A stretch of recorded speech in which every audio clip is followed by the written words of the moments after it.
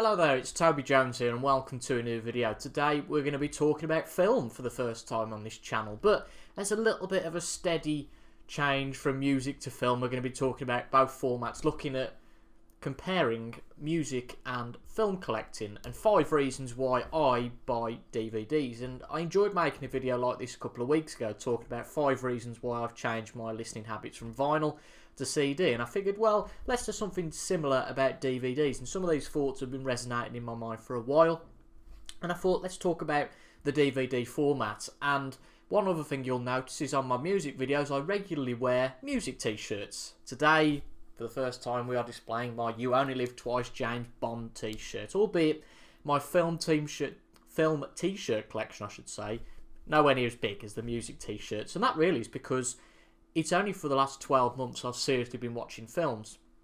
Reason being, I was introduced by a couple of friends of mine. If you're watching, Will, Alex, thank you for making me spend hundreds of hours of my time on this. But the reason that I started watching films really massively was because those two guys I've just mentioned introduced me to a website called Letterboxd, an app as well. And Letterboxd basically is Facebook for films, to put it bluntly. And what I love about Letterboxd is you can watch a film, track it on there, say you've watched it, write a review about it, leave a star rating, and I really love that traceability. And anybody who knows me at all will know that for anything I do, whether that's music, books, films, anything I do, even jigsaws, I like to keep track of it. That's just my mind, the way my mind works. I like to keep track of things, even with video games. Now I found a website called, I think it's called Backlogged, where you can track where you've played games. I've signed up for that. Get in, great. And one of the main reasons why I started this channel was to do album reviews of great albums and almost use that as a tracking device for what rating I gave an album, to give a definitive rating for each album, and then as I move through the bands, hopefully to do album rankings in the future. And I'm not quite there yet, but hopefully we'll get there sometime in the future. So they introduced me to Letterboxd, and after starting with Letterboxd, about 6 months before I started with Letterboxd, I started watching a couple of the James Bond films. Never watched them before, so I think I'd watched Dr. No, From Russia With Love, Goldfinger, possibly Thunderball before I went onto Letterboxd. But without that traceability, it was a bit, it wasn't something that I really was bothered about watching films too much. But one of the great things about Letterboxd as an app is that you can make rankings for your favourite films. So I kind of had a bit of a notes version on my iPad of my favourite James Bond films in order, obviously those 4 I'd watched, but there wasn't quite a lot to it. And then all of a sudden I discovered the rankings on Letterboxd, and you'd got the 4 films, you'd got the artwork for the films, just little things that I love. And so that was great. And after that, I think I watched You Only Live Twice, and then watched all the rest of the Bond films in the next month. So you can see from probably watching those 4 films in 6 months, there might be a couple more, I watched 30 films then, James Bond and a couple more included in the space of a month. And since then I've gone and watched the X-Men series, Planet of the Apes series. I focus on different actors as well. I love Denzel Washington and Liam Neeson, so I've watched over 20 films of both of those. And then loads of other films as well. So I have to say, film as well as music has become one of my passions. I really love watching films. And obviously a big part of that is the collecting part of it. And beforehand, I used to buy a couple of DVDs here and there, watch them, but as I say, I wasn't really into film. But now I am.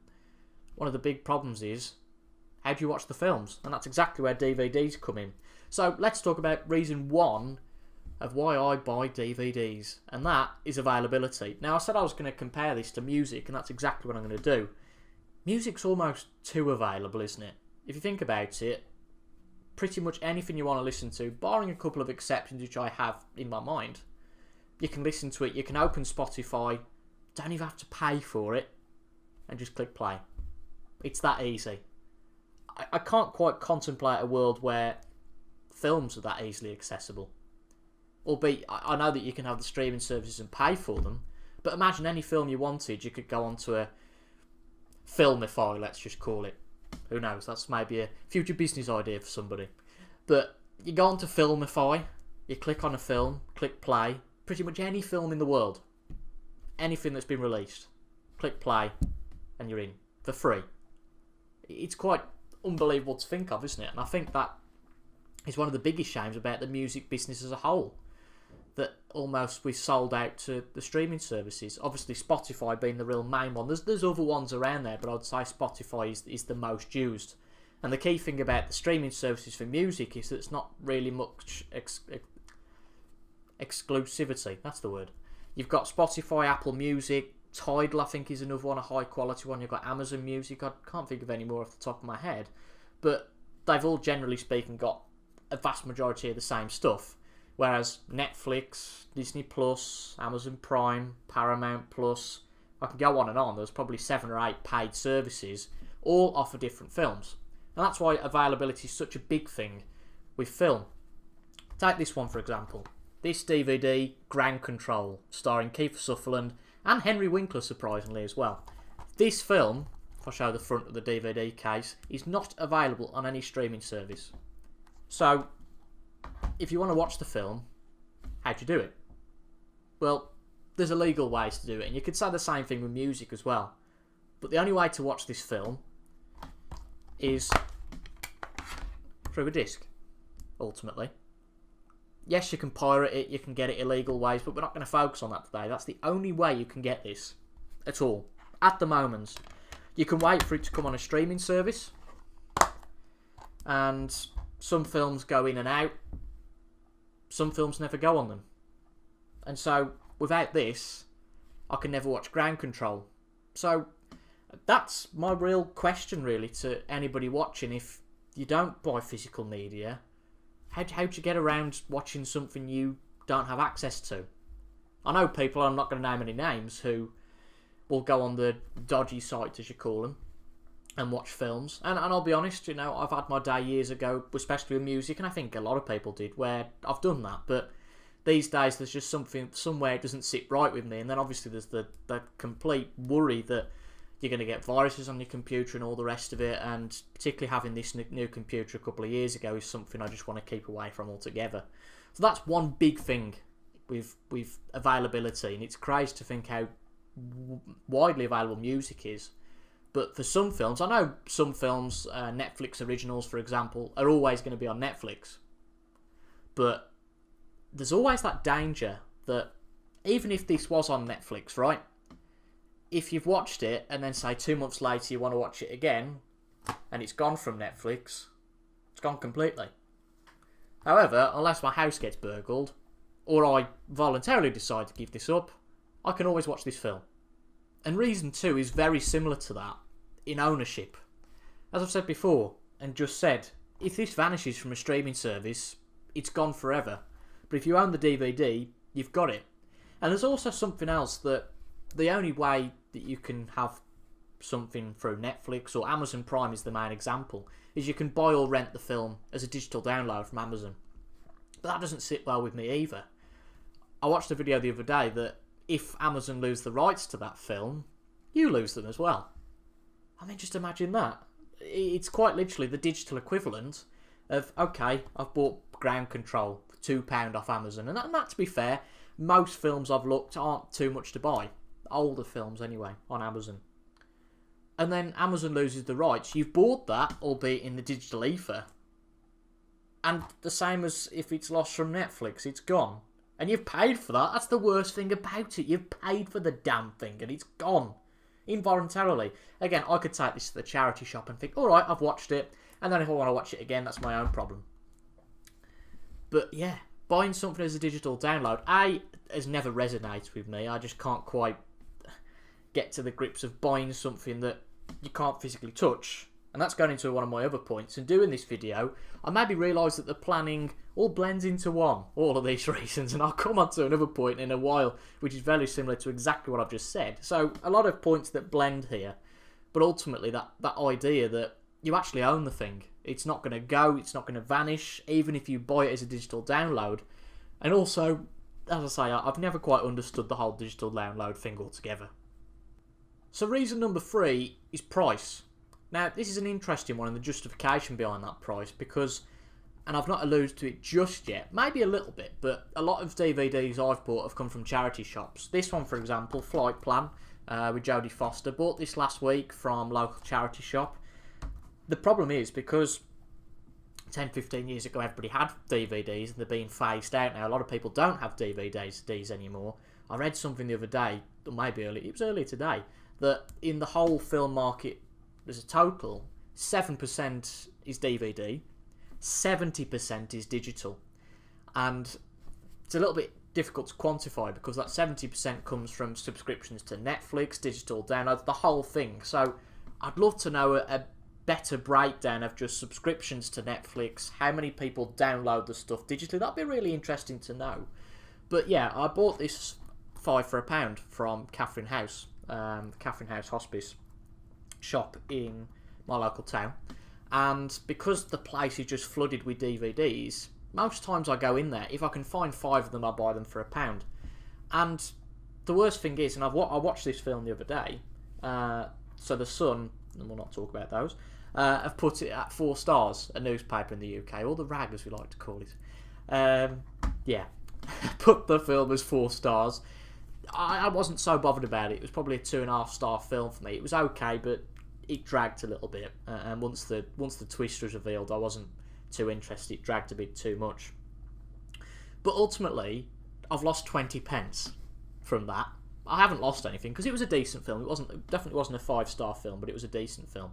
20 pence to go and buy stuff from a charity shop. Now, 5 for £1 is probably the best you're going to get. I've known some charity shops do 10 for £1, but mostly you're looking at 2 or 3 for £1, or if not £1 each. So let's say the most you lose on a film is £1, which again is really cheap. A really cheap way to consume films. Now, the antithesis to that, the anti-argument against it, is, well, you could sign up to Netflix, £8, £10, £12 a month, don't know how much it is now, and get hundreds of films. Yeah, but they might all be crap. You might not want to watch any of those. We do actually have Netflix in this house because it is included as an added extra with Sky, but we don't have any of the other streaming services. And I must say there's quite a few times where I've just looked through Netflix, mindlessly looked and thought, there's nothing I really want to watch here. And maybe this might be something that I'd have looked at on Netflix and thought, I'm not that bothered about watching it. But moving and intertwining my next point into this, because there's a couple of more points I want to talk about the whole price justification thing, is having the physical, tangible product, something to look at. And I feel like being in a shop is a lot different to being on Netflix, and it's something that I can't really explain. It's definitely more of a personal thing, this. That if all the films, I've got 3 here, and I haven't even talked about the 3rd one I've got yet, if they're all lined up on the shelf, obviously there's, get them straight, if they're all lined up on the shelf, and there's hundreds of them, it's a lot more pleasing to look at, I find, than just hitting the remote. And I'm not going to grab them. Let's grab the remote. It's a lot better for me than just going and clicking through all the films until you find something you like. It's that whole Spotify idea, isn't it? That you're being spoon-fed what they want you to see. Ultimately, the things that come up on Netflix first are the most popular. Maybe the first 2 films might be popular, but this, I'd never heard of it. And that's kind of another point, that buying DVDs gets you to buy obscure films you've never heard of.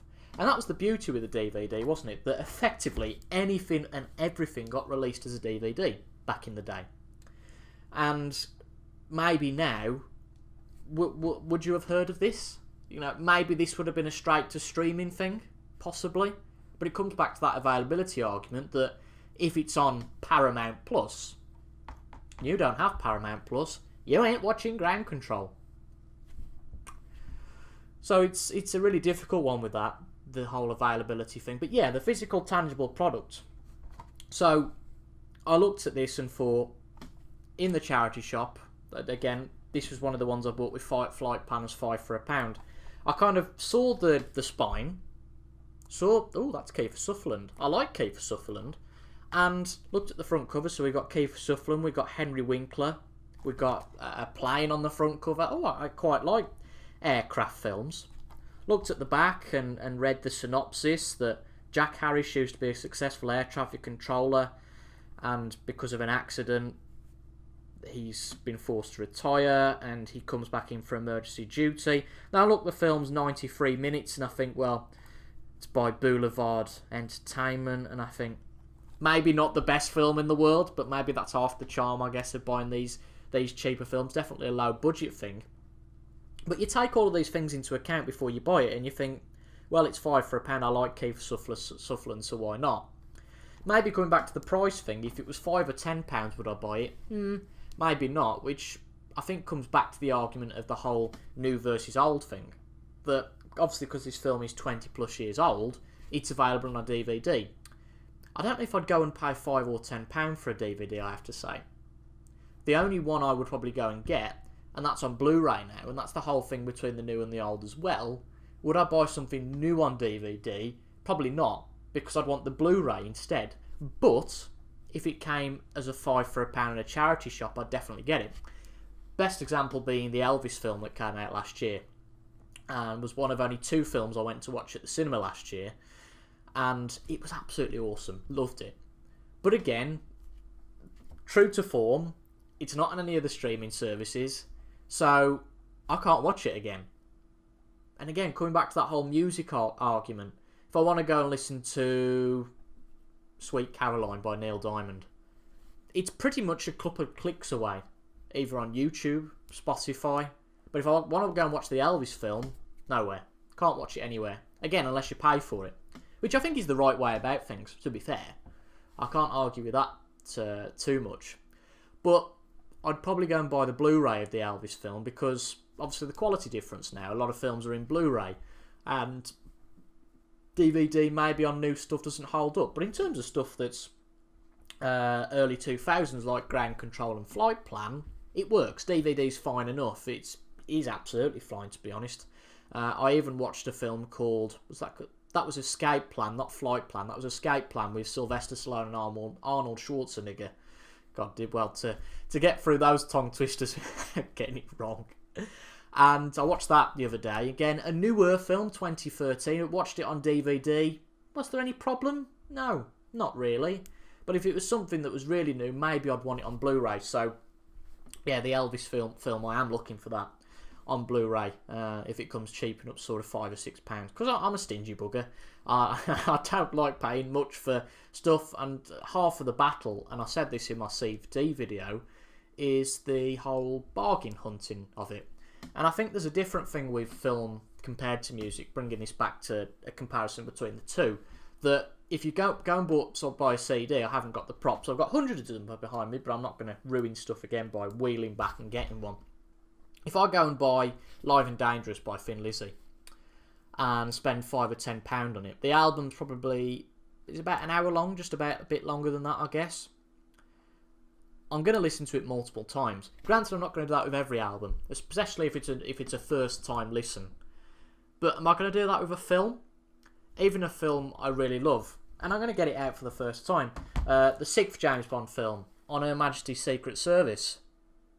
Now, admittedly, I've only watched this once, but this could be one of those films that I maybe go and watch 3 or 4 times, but I'm maybe going to watch it once a year. Maybe not any more than that. So that's the whole thing with price justification. Are you willing to pay £10 to watch something once? Or are you willing to pay £10 for a CD that you might listen to several times? And there's several facets of part of it in terms of the different tracks. I've got an iPod Classic I shuffle music on, so you've got an album there with 16, 17 tracks. You might try and listen to the one, and you're getting value that way. I understand films work completely differently to that, and it's maybe a little bit harsh to compare music to film in that way. The only other way you can probably put film in is the different editions you get. And this, On Her Majesty's Secret Service, is the special 007 edition. Now, from buying a lot of the Bond films in charity shops, there's loads of different editions. So you've got the special editions, the 2-disc editions, you just got the single-disc editions, and I think most of them have got different special features. So that's a selling point. So on this film, you've got an audio commentary, which is available, I think, on all the Bond films. Inside Her Majesty's Secret Service documentary. I haven't watched that, that's cool. Well, looks cool. I can't say it's cool because I haven't watched it. Inside Q Labs documentary, exciting stills gallery, original TV ads, radio spots, the original trailer, and collectible making of booklet. I might watch that today.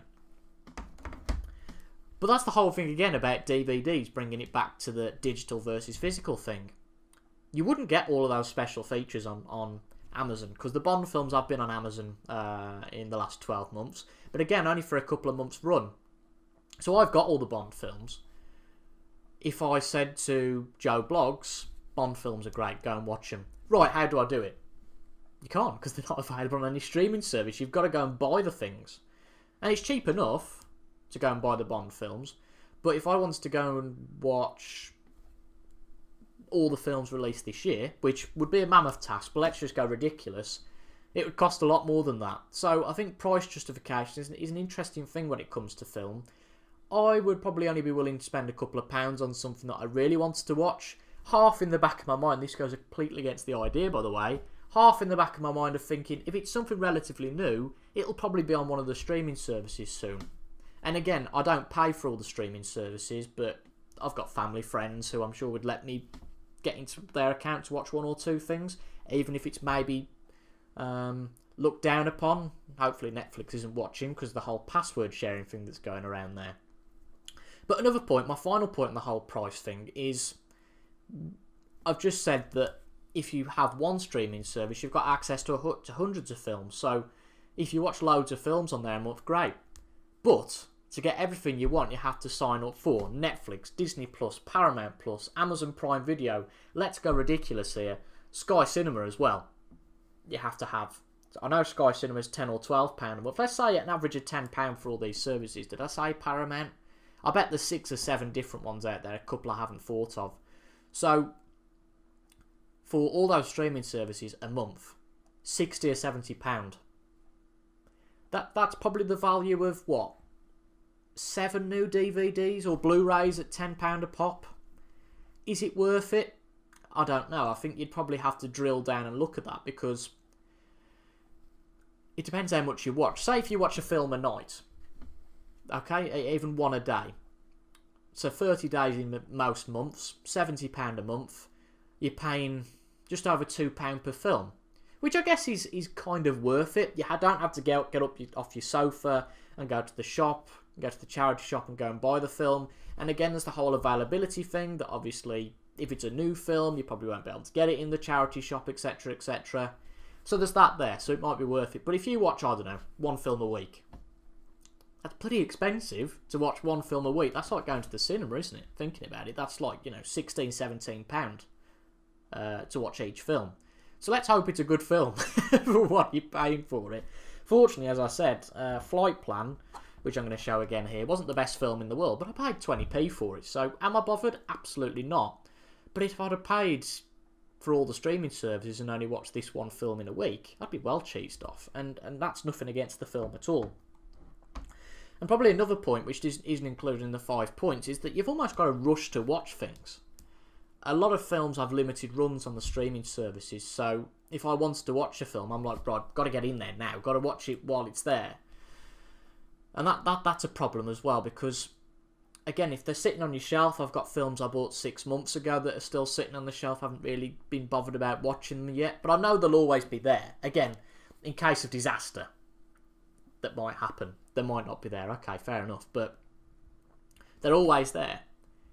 If it's on Netflix, sometimes it's only maybe on for a couple of months. So you've got to watch it there and then, or else you've missed your chance to watch it again. And I don't know whether it's because I'm a little bit different, like my music tastes, and coming from a music background, as I've just alluded to, I like to watch collections of stuff. So whether that be the Bond collection, the Planet of the Apes collection, or Denzel Washington's films. And Denzel Washington's a great example here, because generally, if it's a collection of films, it's all going to be available on the same place in terms of a series. So all the Planet of the Apes collection was on Disney Plus, which fortunately my sister had at the time, and I watched them on there. Great. And they were all in HD. Good stuff. But where was my thread going with this? Oh yeah, Denzel Washington. So Denzel Washington has got loads of films, and I've watched about 26 or 27 up to this point. But there are some of his older films that you can't get on the streaming services. A Soldier's Story, Virtuosity, Power. There's a fair few. Even Malcolm X, I don't think he's on any of these streaming services. And me as a completionist kills me, because I'm like, well, I want to watch all these films, so I've got no way to do it. So the only way you do it is go to the charity shops and buy the films, and I've found quite a lot of his films in charity shops. The Equalizer, which wasn't on any of the streaming services at the time, and blow me, it turns up on Netflix like 3 weeks after I've bought the film. That's always the way. And Out of Time, I've bought there as well. The Hurricane, I've bought as a DVD, even though that's on Disney Plus. But again, I don't pay for Disney Plus, so I don't have access to it unless I pay for it. So that's a couple of examples of the films I've got on DVD by Denzel Washington. But there's that real hole there, isn't there, that if it's not on the streaming services, what do you do? And that's really the main point that this video is trying to get across. And I think that the whole volatility of the streaming services, if it goes down, even your internet goes down, that's a problem as well. Just something to think about. Obviously, there's the big downside now with DVDs that a lot of new devices are not including disc drives. So I think even the new consoles, I want to say now, I think there's an option, a cheaper option, albeit, with the new Xbox, that you don't have a disc drive, you buy everything digitally. And I've got that problem with games as well, but that's a totally different argument. And you've not got an option for a disc, so how do you play this? Now, fortunately, my computer comes with a optical disc drive, a Blu-ray drive in fact, but I would say that disc drives aren't too expensive to buy. I can't remember how much is a ballpark figure, but they're not that expensive to buy. And the worst that can come, ultimately, is that you have to put the disc in and then transfer it using a program like Handbrake, which is a program that you can use to put the disc in and transfer it to MP4, so you can watch it anywhere. And for some reason, I thought we'd stop there because everything the display went. I was a bit worried there, but the worst thing that can happen is that you put it on Handbrake and put it as an MP4 and then watch it on the TV that way, maybe even through putting a HDMI in your computer or laptop and connecting it to the TV. And I know it's a bit of a faff as a process, but if that's A, saving you money, which is a big plus for me, and B, the only way you can watch it as a more drastic measure, then that's the only way you can watch it. A couple of other ways I watch DVDs, or films, sorry, not DVDs. I've got a great app called Just Watch on my iPad, and I put the streaming services I've got. So I've only got Netflix and BBC iPlayer, and there's a couple of free ones as well, like Plex, which has got some older films in, some old Roger Moore films on there, which I want to watch at some point. And if you put films you want to watch on there, it'll tell you when it comes onto that streaming service, which is great because you don't have to keep looking at the streaming service. Then there's another option I have called tvfilms.co.uk, and I go through that pretty regularly, and basically that will show in the next week's schedules if any of the films I want to watch are on TV in that week. And a couple of films I've been able to watch that way. The Bone Collector with Denzel Washington again, that wasn't on any streaming service, but what you'll notice if you are a collector, what will happen the next time you go into a charity shop is The Bone Collector is the next DVD you'll see. And that's exactly what happened. So I managed to watch The Bone Collector on Film 4, Goodbye Mr. Chips and A's for Acid, two British films with Martin Clunes in, which is another favourite actor of mine. They were on ITV3 recently, so great, I can watch those. And there's been many other films I've been able to watch. The two latest Transformers films were on Film 4 recently. I've got the first 3 as DVDs, but not the last 2, so I watched them through Film 4 on HD. And I know that there's the whole film thing there that, well, you need a set-top box to record it with. Yeah, I can accept that argument. We have a Sky subscription and we record stuff through there, so I can accept that argument a little bit, but that's another way that I watch films. But it's a much trickier and complex method to do things compared to the music industry, and it's one I like because it restricts access and effectively makes people more money, which is a big plus for me. I think that anybody watching up to this point especially will know that artists make a pittance with every stream from Spotify. So I'm going to bring this to a close now, and to bring up to the 5 reasons thing, and I think to be fair, just through rambling, there's been more than 5 reasons why, but the lazy addition of the 5th reason, rather than this being 4 reasons why I still buy DVDs, is the whole retro factor. I'm a collector at the end of the day. I love physical, tangible products, I've said, and it's the whole retro factor of having a DVD again. Again, when I was a youngster, and still I'm fairly young, as a young teenager and as a kid, DVDs were the main way to watch things. and it's just great having that little retro factor of putting the disc in the disc drive and watching it that way, similar to the physical and tangible product idea. That I just love that whole thing of retro stuff, bit like the vinyl, putting it on the turntable, the CD, putting it in the disc drive. I just love it. I'm a sucker for it, and maybe it'll mean my pockets are a little bit less empty for it, but as you've probably figured out now, I'm a bit of a tightwad, so only if it's a bargain, eh? But I think I've talked for more than enough time on this topic. I've really enjoyed doing this, I have to say. Talked for a lot longer than I thought. Maybe rambled on a bit too much, but hey, that's YouTube. It's a free place for discussion, isn't it? But if you've enjoyed this, leave a like down below. Comment your thoughts as well. And I'd be interested to hear, particularly from people who collect music and film, are interested in both. Do you feel the same way as me in terms of watching series and actors stuff from a music background? I think that's very much something that comes from a music background, possibly. Don't know. But yeah, leave your thoughts down below, and if you want to see more videos like this, make sure to subscribe to the channel. I did think when I made my comeback a couple of weeks ago that I'd be doing mostly album reviews, similar to what I've done in the past, but I have to say I'm enjoying this longer format where I talk about my own thoughts about collecting rather than the album review. So if you want to see more stuff like this, please let me know down in the comments. But that's going to be it for today's video. I hope you've enjoyed. I've been Toby Jones, and hopefully I'll be back again next week with a new video for you all. Thank you very much for watching if you've got to this point, and I'll see you all in the next one. Goodbye for now.